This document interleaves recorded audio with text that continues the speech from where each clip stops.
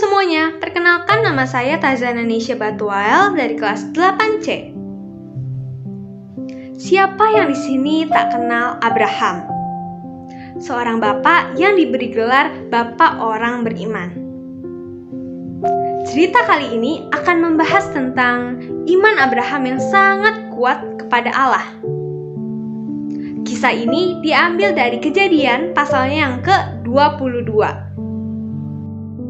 Suatu hari, Allah memanggil dirinya. Abraham, lalu sahutnya, "Ya Tuhan."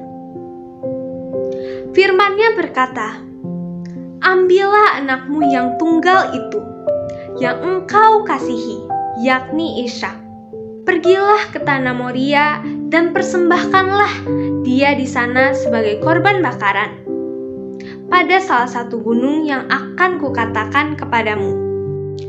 Sungguh tak pernah disangka kalau Allah meminta Ishak anaknya untuk menjadi korban persembahan untuk Allah. Tentu sebagai seorang ayah, bisa jadi Abraham sangat dilema karena Ishak adalah anak yang paling dikasihinya. Ishak juga didapatkan oleh Abraham saat Abraham lanjut usia. Untuk menunggu kelahiran Ishak, Abraham harus menunggu berpuluh-puluh tahun lamanya. Dulu, iman Abraham diuji saat ia meninggalkan tanah kelahirannya dan berjalan ke sebuah negeri yang dijanjikan oleh Allah. Dulu, iman Abraham diuji saat menantikan keturunannya yang telah dijanjikan oleh Allah. Kini, iman Abraham kembali diuji, menyerahkan harta yang paling berharga kepada Allah. Keesokan harinya, pagi-pagi bangunlah Abraham.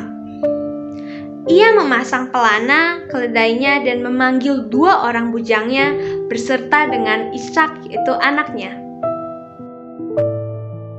Ia juga membelah kayu untuk korban bakaran itu.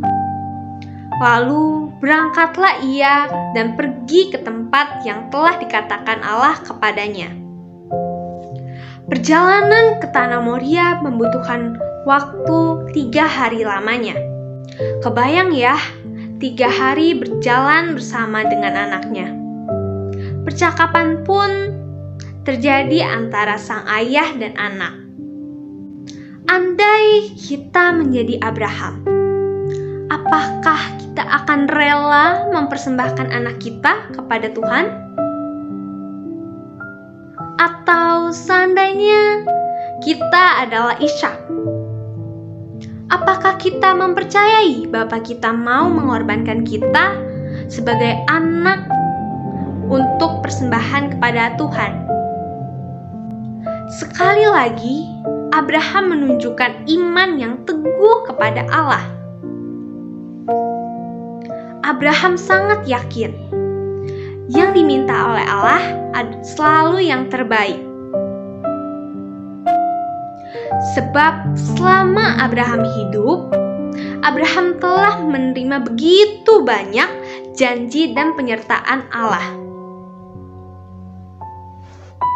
Ketika hampir tiba di tempat tujuan, Abraham meminta 2 orang bujangnya itu untuk menunggu di bawah.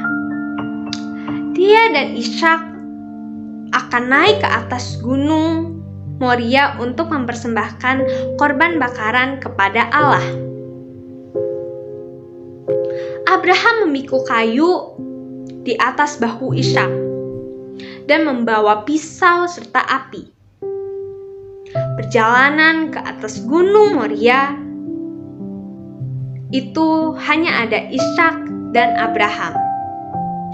Ishak, anaknya Abraham, bertanya kepada ayahnya, "Bapa, di sini sudah ada api dan juga kayu. Tetapi di manakah anak domba yang akan dipersembahkan sebagai korban bakaran itu?" Tampaknya Ishak tahu dan barangkali sering melihat ayahnya mempersembahkan korban bakaran kepada Allah. Tetapi kali ini dia tak melihat adanya binatang untuk dikorbankan. Sekali lagi Abraham menunjukkan perkataan imannya kepada Ishak. Allah yang akan menyediakan anak domba untuk korban bakaran yang dipersembahkan untuknya. Wah, rasanya hati Abraham sangat ingin percaya bahwa Allah benar-benar menyediakan anak domba sebagai korban bakarannya. Akhirnya mereka pun sampai di Gunung Moria. Abraham mendirikan mezbah, disusunlah kayu di bawahnya. Lalu dengan hati yang sedih dan gelisah, namun tetap taat kepada Allah, Abraham mengikat Ishak. Diletakkanlah Ishak di atas mezbah itu, di atas kayu berapi. Andai kita jadi Ishak, apa yang akan kita katakan kepada Abraham? Abraham mengambil pisau dan hendak menyembelih anaknya itu untuk korban bakaran kepada Allah. Saat Abraham mengangkat tangannya, terdengarlah malaikat Tuhan yang memanggil Abraham. Abraham, Abraham, jangan bunuh anak itu dan jangan engkau apa-apakan dia. Sebab telah kuketahui sekarang bahwa engkau takut akan Allah dan engkau tidak segan-segan untuk menyerahkan anakmu yang tunggal itu kepadaku.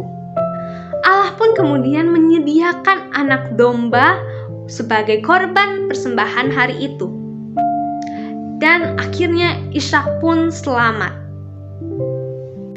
Allah suka kepada korban bakaran yang harum, yaitu kesetiaan kita kepadanya melebihi segala hal di dunia ini. Allah sungguh menilik hati kita. Allah terus mencari pria dan wanita zaman ini yang hatinya tertuju kepadanya dan kepadanya suaranya. Mari kita belajar setia kepada Allah, walaupun dalam hal kecil di dalam hidup kita. Mari kita persembahkan kepada Allah hati dan hidup kita. Sungguh, kisah ini mengajarkan kita bahwa kesetiaan Allah sanggup menyediakan segala sesuatu yang kita perlu. Bagian kita hanyalah setia kepada Tuhan.